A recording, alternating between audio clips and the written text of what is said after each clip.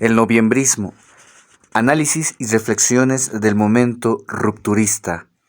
Escrito por Jorge Richter Ramírez. Premonición, 28 de julio de 2020. Está claro, la señora no gobierna. El poder en Bolivia lo tienen 4 descontrolados que piensan que son eternos, que se imaginan invencibles y que han creído en algún momento, hoy 28 de julio del 2020, que el tiempo se detuvo.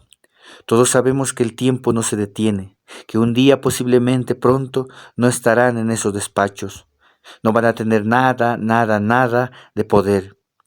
Esta es la historia de un final que siempre se repite con aquellas personas, con aquellos hombres y mujeres de acción política que abusan de los ciudadanos en su sociedad. Un día se quedarán absolutamente solos y sin poder. Si arrebatan la dignidad de los sectores más humildes de la sociedad, si vuelven e insisten con su desprecio por lo profundamente boliviano, si vuelven a dejar las casas de la gente humilde llenas de dolor, llenas de sangre y de luto porque le han quitado la vida a sus seres queridos, si intentan nuevamente llevar a los militares y a los policías a las calles para disparar contra sus propios hermanos bolivianos, si intentan todo esto, las puertas de las casas de las familias de miles y miles de bolivianos se abrirán y saldrán de ellas campesinos, mineros, trabajadores, mujeres, hombres, jóvenes y gente de las ciudades, que no teniendo nada que perder porque han sido despojados de todo, hasta de su dignidad, saldrán a buscar la libertad de la patria, y cuando hay un pueblo que sale a buscar la libertad, a buscar la igualdad y a buscar sus derechos, eso los tanques no lo pueden contener. Después, como suele pasar, irán por ustedes porque los han lastimado, porque provocaron un inmensurable dolor. Eso ya no se puede explicar ni evitar. La paciencia en las casas de miles y miles de bolivianos se está agotando. Cuando esas puertas se abran, ya solo vamos a relatar lo que pueda suceder. Introducción: la derecha insustancial. Lo que asfixia a la derecha boliviana no es el largo tiempo de una vida política errabunda, vacía de pensamiento y sin miradas propias del país que ambicionara construir. El fondo de este extravío se explica en la carencia de una identidad propia y nacional y en el alejamiento casi natural de 2 factores sustanciales que concluyen siéndole extraños: las injusticias instaladas en la sociedad y su incomprensión de las formas construidas y necesarias de libertad e igualdad social. Agustín Tosco, aquel dirigente sindical argentino que infatigablemente tributó su vida por los derechos de las clases trabajadoras, protagonista determinante en la gesta conocida como El Cordobazo, que fue una protesta obrero-estudiantil acaecida en Córdoba, Argentina, los días 29 y 30 de mayo de 1969, en oposición a la dictadura militar presidida por Juan Carlos Onganía, dejó un pensamiento y una reflexión de compromiso infinito. Sin un sentido de las injusticias, dice: hago lo que hago porque quiero a la justicia. Si bien yo nací en una familia de pequeños propietarios y no he experimentado la injusticia que sufre tanta gente, tantos trabajadores, sé que no solo lucha contra ella quien la padece, sino también quien la comprende. Sin un sentido de las injusticias que inciden determinantemente en la vida y dignidad de hombres y mujeres, no es posible transitar el camino de la demanda interminable, la urgente profundización de la democracia. El conservadurismo nacional padece de ello. En noviembre de 2019, los grupos conservadores, los de radicalidad extrema y aquellos contemporizadores con el centro político articularon esfuerzos para componer, tras largos años de ausencia en la administración del Estado, la ofensiva antidemocrática.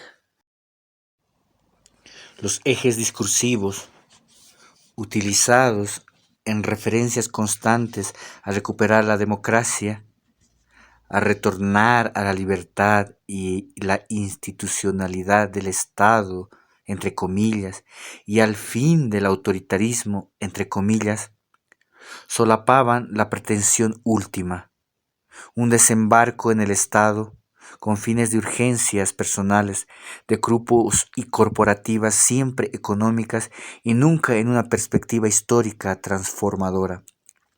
El concepto de Estado no tenía sustancia ideológica, se simplificó exclusivamente en una mirada utilitarista de vaciamiento económico.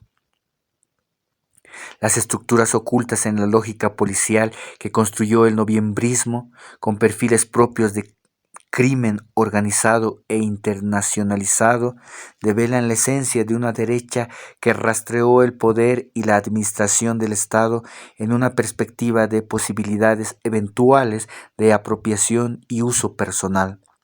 Albert Camus expresó una máxima de dimensiones inagotables en el tiempo que aplica al interés en referencia al poder. Entre comillas. Se trata de servir a la humanidad con medios que sigan siendo dignos en medio de una historia que no lo es. Cierra comillas. Punto aparte. La urgente inclusión social en la construcción de una sociedad equilibrada que diluya las formas de discriminación a sectores sociales marginados históricamente, condenados a vivir en la periferia de las decisiones políticas y la vida social, prueba que las clases dominantes resisten en formas que generan nuevos antagonismos. El conservadurismo en Bolivia ha desarrollado un imaginario de democracia que tiene en el concepto solo un beneficio discursivo, actuando en la práctica con métodos sobrecargados de autoritarismo e intenciones regresivas a las viejas lógicas del Estado noventista. Esto es una clase media radical y dominante como una única articuladora de la administración del Estado y sectores sociales y populares con representaciones marginales.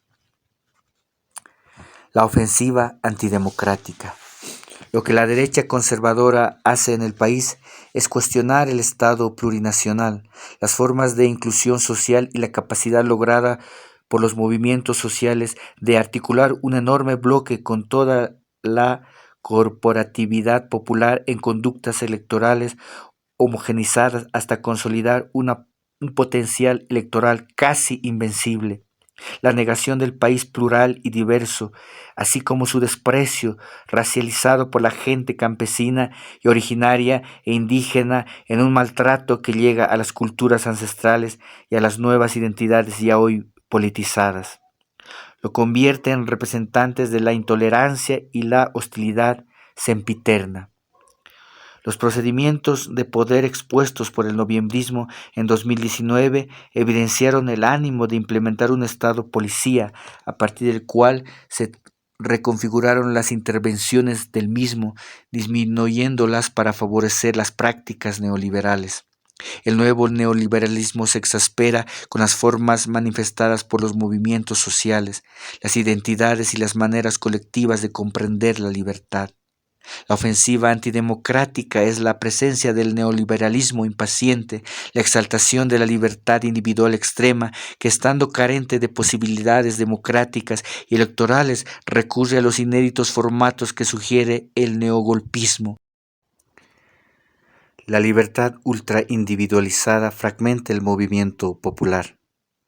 En palabras de E. Hayek, la democracia, abriendo comillas, es esencialmente un medio, un instrumento utilitario para salvaguardar la paz interna y la libertad individual.